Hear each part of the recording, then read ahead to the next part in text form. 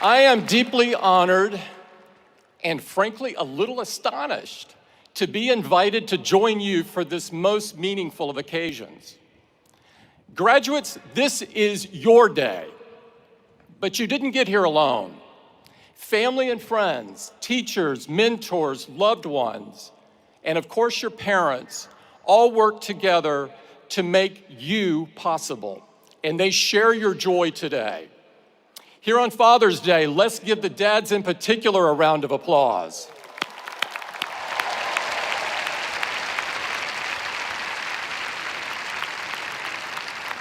Stanford is near to my heart, not least because I live just a mile and a half from here.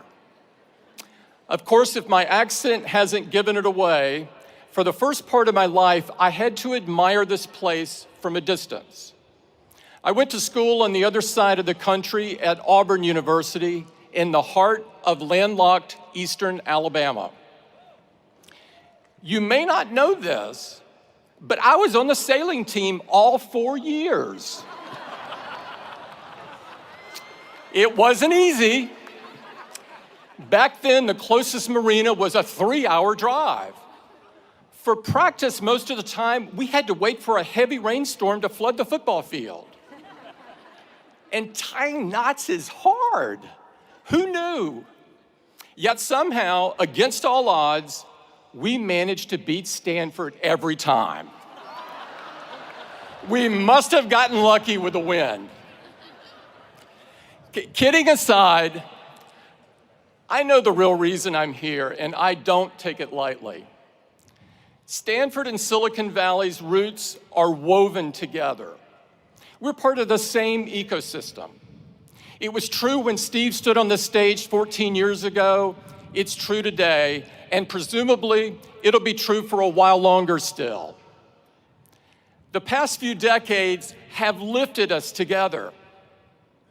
But today, we gather at a moment that demands some reflection.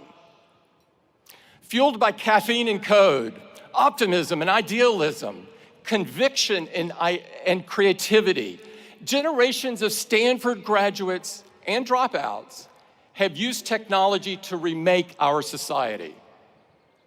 But I think you would agree that lately, the results haven't been neat or straightforward. In just the 4 years that you've been here at the farm, things feel like they've taken a sharp turn. Crisis has tempered optimism. Consequences have challenged idealism. And reality has shaken blind faith.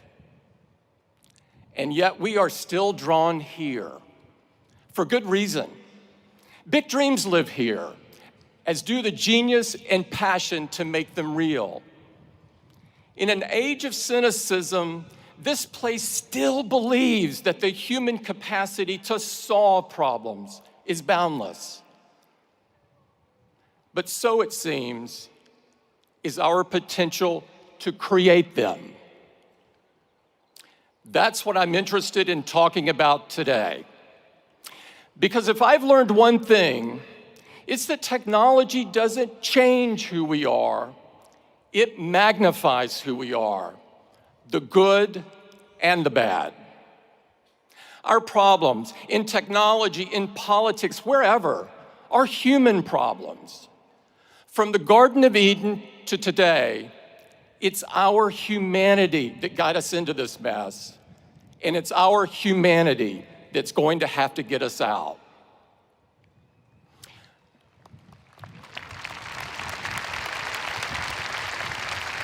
First things first. Here's a plain fact. Silicon Valley is responsible for some of the most revolutionary inventions in modern history. From the first oscillator built in the Hewlett-Packard garage, to the iPhones that I know you're holding in your hands. Social media, shareable videos, snaps and stories that connect half the people on Earth. They all trace their roots to Stanford's backyard. But lately, it seems, this industry is becoming better known for a less noble innovation. The belief that you can claim credit without accepting responsibility. We see it every day now, with every data breach, every privacy violation, every blind eye turned to hate speech, fake news poisoning our national conversation, the false miracles in exchange for a single drop of your blood. Too many seem to think that good intentions excuse away harmful outcomes. But whether you like it or not, what you build and what you create define who you are. It feels a bit crazy that anyone should have to say this. But if you've built a chaos factory, you can't dodge responsibility for the chaos. Taking responsibility means having the courage to think things through. And there are few areas where this is more important than privacy.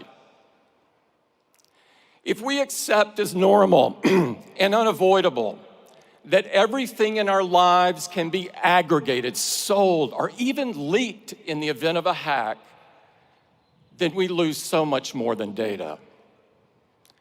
We lose the freedom to be human. Think about what's at stake.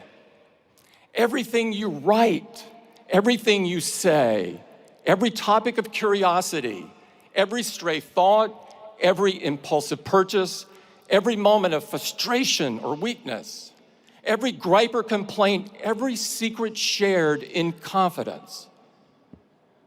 In a world without digital privacy, even if you have done nothing wrong other than think differently, you begin to censor yourself.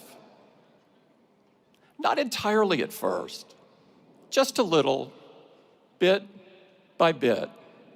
To risk less, to hope less, to imagine less, to dare less, to create less, to try less, to talk less, to think less.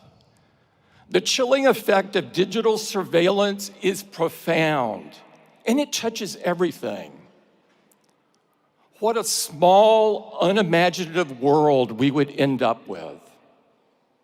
Not entirely at first, just a little, bit by bit. Ironically, it's the kind of environment that would have stopped Silicon Valley before it had ever gotten started. We deserve better. You deserve better.